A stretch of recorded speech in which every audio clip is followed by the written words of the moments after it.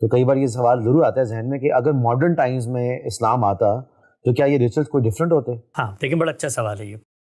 اسلام نے جو بھی احکام دیے ہیں یہ تو واضح ہو گیا نا کہ ان احکام کے پیچھے ایک حقیقت ہے، ایک مقصد ہے، ایک ریزننگ ہے. اللہ تعالیٰ نے حکم دیتے وقت یعنی شریعت دیتے وقت، قانون دیتے وقت اس چیز کا لحاظ کیا ہے کہ جو چیزیں زمانے کے بدلنے سے بدل جاتی ہیں تو وہاں پر کسی بھی ریچول کو اہمیت نہیں دی. اچھا مثال دیتا ہوں میں آپ کو. مثال یہ دیتا ہوں کہ اللہ تعالیٰ یہ چاہتے ہیں کہ جس وقت آپ طلاق دیں تو بیوی جو آپ کے گھر سے جا رہی ہے نا اس کا پیٹ خالی ہونا چاہیے، پتہ ہونا چاہیے اس کے پیٹ میں بچہ نہیں، اس لیے کہ کل اس کا بچہ پیدا ہو گیا تو بچے کو سنبھالے گا کون؟ یہ شوہر کہے گا یہ تو میرا ہے نہیں، یہ تو کسی اور کا ہے، ٹھیک ہے نا. اب یہ اللہ تعالیٰ چاہتے تھے کہ یہ واضح ہو جائے کہ پیٹ خالی ہے، اس کے لیے انہوں نے قرآن مجید میں کہا کہ 3 پیریڈز تک عورت وہیں گھر میں رکی رہے گی. اس لیے کہ جب بچہ پیدا ہونے کی اللہ تعالیٰ تمہید مانتے ہیں، پیریڈز نہیں آتے، ٹھیک ہے نا. لیکن ماڈرن ٹائمز کے اندر سائنس نے ہمیں الٹرا ساؤنڈ کر کے بتا دیا کہ شادی کے اگلے دن واضح ہو سکتا ہے کہ پیٹ خالی ہے کہ نہیں ہے. تو اب وہ جو حکم تھا وہ مبنی بر ریزن تھا، مبنی بر علت تھا. اب اس کا وہ جو مقرر کیے گئے تھے اوضاع، وہ اہمیت ان کی باقی نہیں رہی. اسی طریقے سے مثال کے طور پہ اللہ تعالیٰ نے کہا ہے قرآن مجید میں جب لین دین کرو تو لکھ لو. بڑا زبردست ایگزامپل. اب میں اور آپ روزانہ لین دین کر رہے ہوتے ہیں دکان پہ، کبھی ہم لکھتے ہیں؟ نہیں لکھتے. کیوں نہیں لکھتے؟ اس لیے کہ ٹرانزیکشن کا ریکارڈ، تو لین دین میں بھی مقصد کیا تھا؟ ریکارڈ ہو جائے. تو وہ ریکارڈ کسی اور طریقے سے ہو جائے تو دین کا مقصد پورا ہو گیا. تو جو احکام دیے جاتے ہیں وہ 3 طرح کے ہوتے ہیں. پہلے یہ احکام ہوتے ہیں جن میں ریزن اصل ہوتا ہے. دوسرے احکام وہ ہوتے ہیں کہ جن کے اندر اللہ تعالیٰ یہ کہتے ہیں کہ مبنی پر ریزن ہے لیکن تم فیصلہ کرنے کی صلاحیت نہیں رکھتے کہ درست کیا ہے غلط کیا ہے، اس لیے فالو کرو. مثال دیتا ہوں میں آپ کو. اللہ تعالیٰ یہ کہتے ہیں کہ تم دنیا سے رخصت ہو گئے، تم مال چھوڑ کے چلے گئے ہو، کس کو کتنا مال دینا ہے یہ 1400 سال کیا 14,000 سال بھی گزر جائے، تم کوئی قطعی حتمی فارمولہ لے کر آؤ، میرے پاس لے کر آؤ.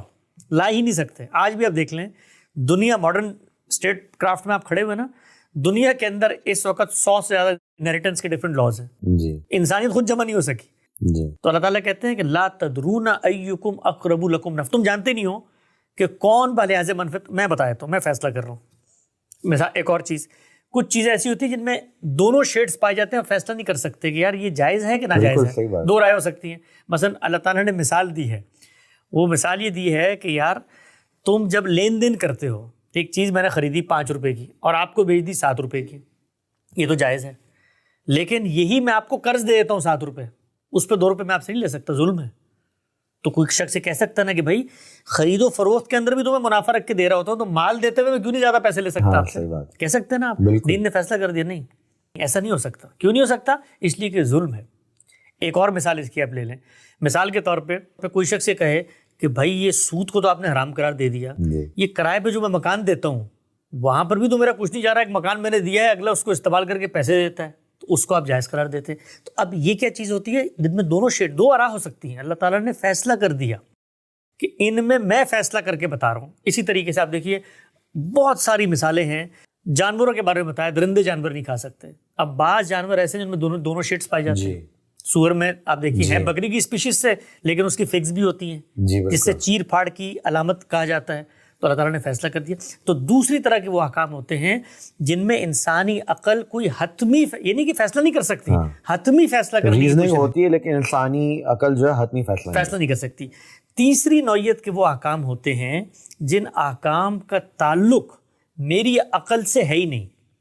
مثال کے طور پہ اللہ تعالیٰ ایک وجود ہے، مجھے اس کی پرستش کرنی ہے.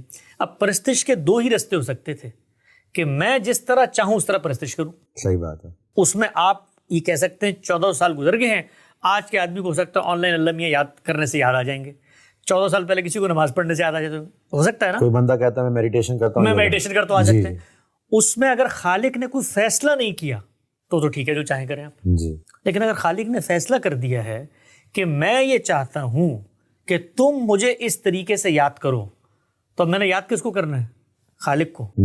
تو خالق نے اگر بتا دیا کہ اس طریقے سے کرنا تو پھر میرے پاس رہنے کو کیا رہے گا؟ صحیح بات ہے. اب اس میں 1400 سال گزرے ہیں یا 14,000 سال گزرے ہیں، بندہ میں وہی ہوں، خالق وہ وہی ہے. نہ میں تبدیل ہوا نہ وہ تبدیل ہوا، تو زمانے کی تبدیلی سے کچھ فرق نہیں پڑتا. اچھا اس نے یہ بتا دیا کہ زمانے کی تبدیلی سے جب تم میرے بتائے ہوئے طریقے پہ عمل نہیں کر سکتے تو میں خود تمہیں بتا دوں کیا کرو. مثلا تم افراتفری آپا دھاپی میں ہو تو نماز ملا کر پڑھ لو, تم سفر میں ہو نماز قصر کر لو, تم روزے نہیں رکھ سکتے تو دوسرے دنوں میں رکھ لو. تو اس نے وہ ساری کے سارے امکانات جو دنیا میں پیش آ سکتے تھے اس طریقے پر عمل درآمد کرتے ہوئے جو خالق نے بتایا ہے, بالکل, تو اس نے وہ تک بتا دیا میں قرآن میں. تو اب آپ بتائیے 1400 سال گزرے ہیں یا 14,000 سال گزرے ہیں, مجھے کیا فرق پڑتا ہے؟ اس لیے کہ خالق نے طے کر دیا میں عمل. اچھا آپ دیکھیے خالق نے کیا کہا, وضو کر کے پڑھو نا, یہی کہا نا وضو کرو. یا ایھا الذین آمنوا اذا قمتم الی الصلاۃ فاغسلوا وجوہکم وایدیکم الی المرافق وامسحوا برؤوسکم وارجلکم الی الکعبین. طریقہ بتا دیا وضو کا. پانی نہیں ہے تو کیا کریں؟